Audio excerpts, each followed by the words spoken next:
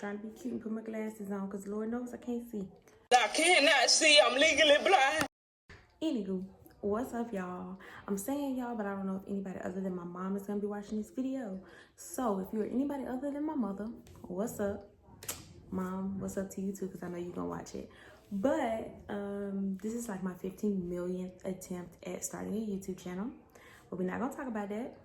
Today's video is basically going to be me telling you guys about how I randomly moved to a new city, new state in the middle of a panoramic. Let's get into it. Okay, so the story goes, I just graduated from college, Mississippi State University, Hell State. So I started feeling like really complacent, really bored with my surroundings because I had been there long enough. So I originally had a job offer in San Antonio, and I went to San Antonio, looked at some apartments with my mom, the whole nine, and I really honestly and truly was not feeling San Antonio, but I was just so eager to move. I was kind of forcing myself to feel it, and your girl wasn't feeling San Antonio. And then, you know, the pandemic popped off. So God kind of nudged me away from San Antonio, and I'm so happy he did because nothing's wrong with San Antonio, but I feel like the area that I was going to be in was kind of more for people who are already established, you know, like mid-30s, 40s in their careers with families and stuff. And that's not me. That's far from me. Let me tell you, okay? I don't know what I'm doing. I'm out here winging it. Anywho, so after San Antonio, I decided not to go to San Antonio. I said, why not? You know, I like Texas. Texas is a pretty cool state. I was born in Texas. So I was kind of stuck on Texas already. First, I was going to go to Houston, but I was like, you know what? Houston is a little bit too much fun, and I wasn't going to get nothing done in Houston. So I had to kind of make like a little grown-up decision there.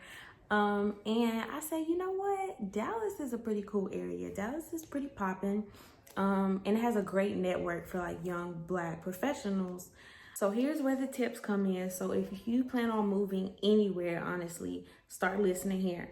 So once I decided on Dallas, Texas, the first thing I did was got in contact with a apartment locator, because let me tell y'all, apartment locators make finding apartments so much easier because they find apartments that you probably won't see online, and they tailor everything to exactly what you want. So it makes it so much easier than you going through thousands of apartment websites trying to find something.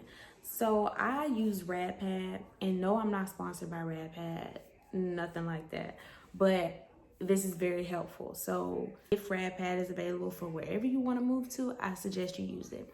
But anywho, I went on RadPad. They asked me where I wanted to move to, like what area of Dallas I wanted to live at, what my budget was, if I was flexible, what I had to have in my apartment. Like, you know, some people are really picky about things that they want in their apartment, or, you know, certain amenities, blah, blah, blah, blah, blah. So I did all of that, and then they texted me a list of places that matched whatever I put in, whatever information I put in. And then once I went through the list, I favorited the ones that I liked, and then they helped me set up tours for those apartments. I narrowed it down to 3. So after I did all of that, I literally, that same weekend, I literally got in my car at like 4 o'clock in the morning, y'all, like 4 o'clock in the morning, and left for Dallas to go tour some places. So I came down, toured 3 apartments. I'll insert them in the video if I have some clips. I think I do. But yeah, I toured 3 different places. The first one, they weren't a very friendly staff, so that kind of gave me an insight on how they would be if I were to move in. Like, y'all aren't even thrilled to tour me, so I know, you know, if I live here, y'all not gonna be thrilled to have me as a occupant. So I didn't stay there, but the place was beautiful. Like, it was so nice, but their customer service basically ruined it for me.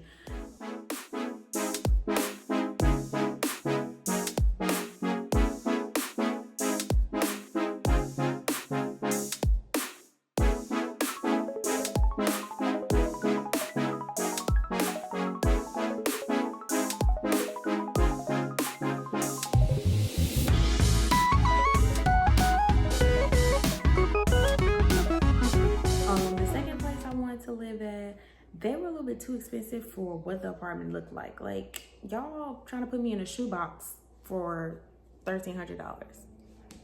No. If that was the case, I could have built my own shoebox and lived in. So I didn't go with the second one.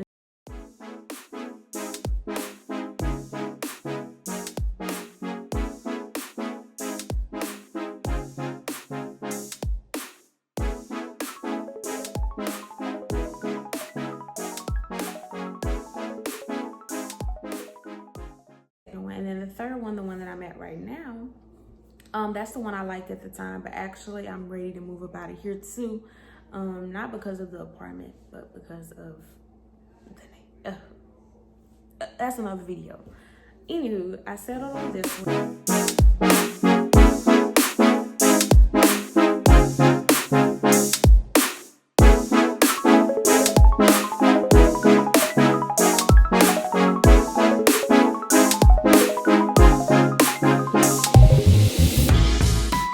And then once I got here and toured and everything, she was like, you know, well, when did you want to move in? And I was like, ma'am, I move in tomorrow, today, whatever, whenever, now. Let's wrap it up. I did my application and everything. The next day I was headed back to, did I stay here? Yeah, I actually did stay here. I bought a hotel and I stayed in downtown Dallas. And me and my friend, we linked up. We got matching tattoos. Well, actually, let me tell y'all, it's crazy. That was our first time hanging out. And we got matching tattoos.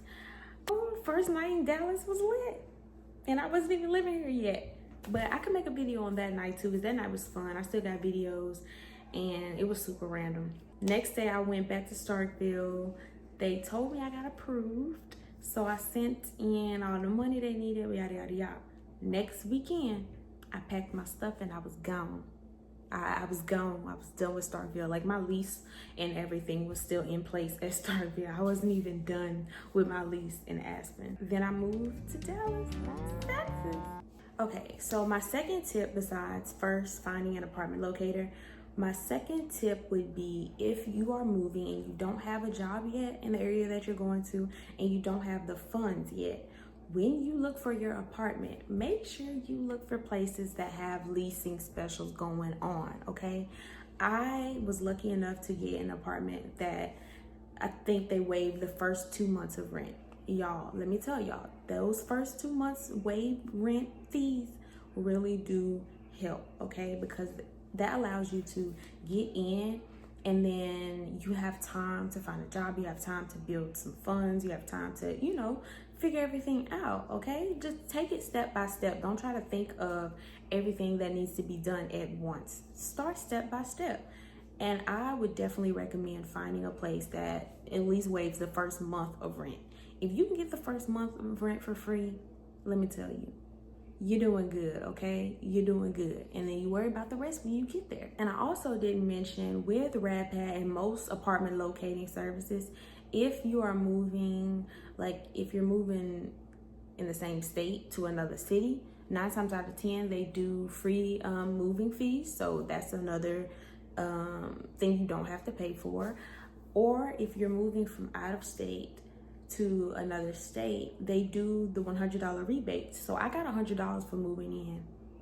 I didn't have to do anything. I didn't pay them to help me find the apartment. I didn't pay for anything. They just gave me $100 for moving in. So you could use that $100 to help you with the move. You could use that $100 to help you with rent, a light bill, a water bill, Wi-Fi, anything, okay? Next thing, after you've found an apartment that you like that has at least a month off of rent, or a month of free rent, after that, now it's time to actually make the move. So to make it so much easier on you, if you're moving by yourself, if it's just you and your car or something like that, I would 100% recommend you move with as little as possible. I literally threw away almost over 70, 80, probably over 80% of my wardrobe away. 9 times out of 10, I didn't wear the clothes that I was hoarding. Didn't have any furniture and stuff to move in with, because the apartments that I was staying in college, it came furnished, so I didn't need furniture. So that made it so much easier to move as well. However, if you are moving with furniture and things like that, let me tell y'all, go to U-Haul, rent one of those trucks for $24, get the $12 insurance, get you a friend to drive that truck, or you drive that truck and then you drive your car, or vice versa, and move. It's not expensive as everyone thinks it is, especially if you do everything, or if you try to do everything yourself. So after you moved in and everything and got everything situated, well, probably not everything. You might be sleeping on an air mattress for a week, 2 weeks. 2 weeks might turn into 2 months, 3 months, 4 months, 5 months. It doesn't matter. Get yourself situated in your own time at your own pace. But after you moved in and everything, now you need a job, right? So luckily you found you a place that, you know, gave you the first month off, second month off maybe, if you extra blessed. And now you just need to find a job. People are so sleep on staffing agencies. Let me tell you, try to find a staffing agency in your area, because that's what I did. And they had me a job within a week. They really push the application through. Sometimes they even help you with your interview skills, and they'll help you, you know, the best way that they can to secure a job. I had a very informal interview with the staffing agency, and then they sent me a bunch of jobs that they think I would be good for. And they even asked me what price range I wanted to, what pay rate I was most comfortable with accepting. And then they tried to find jobs that fit those pay rates. So they really helped me out there, and you get paid every week with a staffing agency. So your come up may be a little bit quicker, because now you get money in your pocket a little bit quicker than having to wait until the next pay period rolls around, you know, with the getting paid bi-weekly. You know how that goes. With a staffing agency, you get paid every week. You don't get no better than that.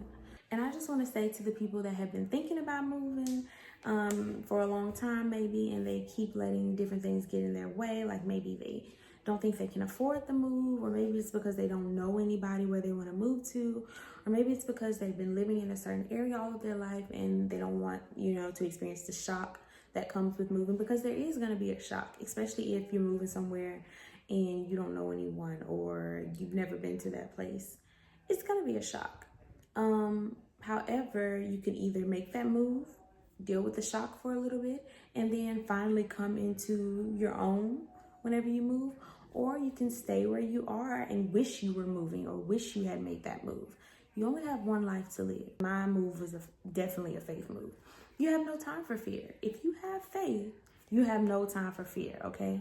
So I'm just here to say, make that move. If you have any questions about moving and you want to talk about it with somebody, I'm here. Even if I don't know you, if I do know you, whatever, I'm here to talk about it and give you as many tips as I can, especially if you're moving to the Dallas area, because there's definitely a lot of things that I know now that I wish I would have known before I moved to Dallas. A lot. And I could definitely share those tips with anybody who, you know, might want to move to Dallas. But yes, make that move. Stop being scared. Don't be scary. Make the move, okay?